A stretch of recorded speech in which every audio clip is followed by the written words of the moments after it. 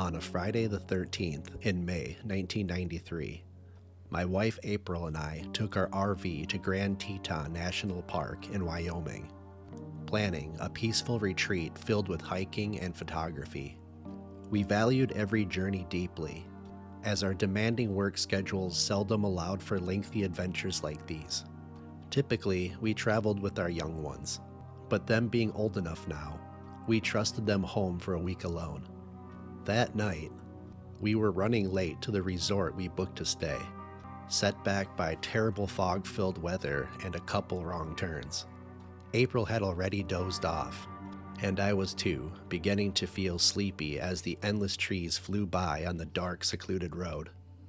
Continuing on, I noticed a small dirt road that didn't seem to be private property. Exhausted as I was, I turned onto it, searching for a clearing where we could park. The rough and bumpy dirt road leading further into the woods roused April from her sleep as I drove on, explaining my need to rest. As we moved slowly through the dense fog along the shadowy, narrow path, we eventually encountered a small clearing that was just suitable enough for stopping overnight. Getting out to take a peek around, I couldn't help but feel pretty spooked out by the quiet, misty surroundings. But while scanning the area, the silence was quickly broken by some distant coyotes, adding to the creepy atmosphere.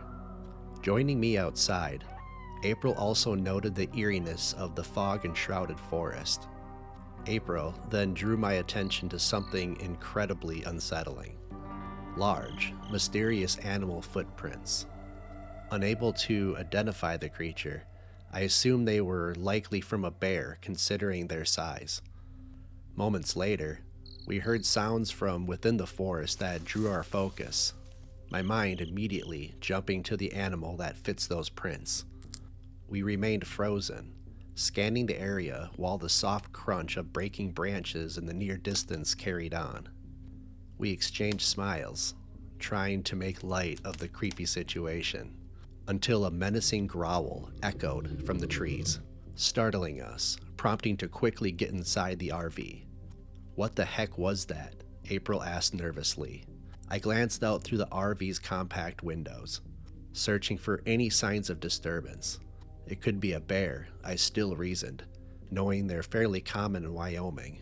Then my heart plummeted, feeling the hairs on my neck stand on end as a large creature swiftly darted from one side of the RV to the back, followed by a loud thud as if it had struck the vehicle, causing the entire RV to shake. This thing, whatever it is, must be massive, I thought. I quickly grabbed the rifle I had stored under our bed, while April, shaking nervously, tried to assist. Gripped by panic, I quickly armed and loaded the rifle, anxiously poised to defend us against whatever was outside. But after several moments of tense silence and our fearful quick breathing, it seemed the creature had possibly retreated. April and I cautiously moved from one window to another, peering outside. "Should we leave?" April questioned, glancing back at me.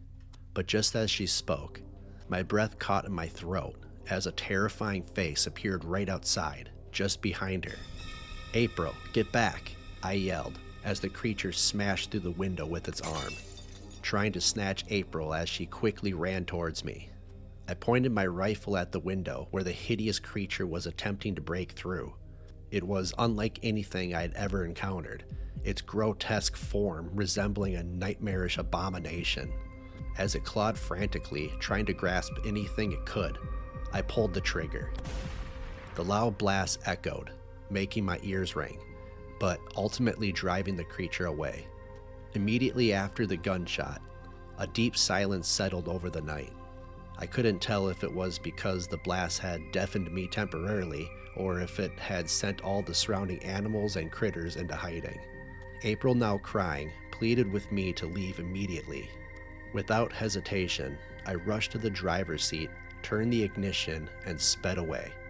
As we made our escape, the shriek of the creature echoed ominously through the dark trees, reminding us of the nightmare we had just barely escaped. We eventually got enough distance and we were able to calm down, and making it the rest of the way to the campgrounds was no issue, as I was wired from that terrifying experience.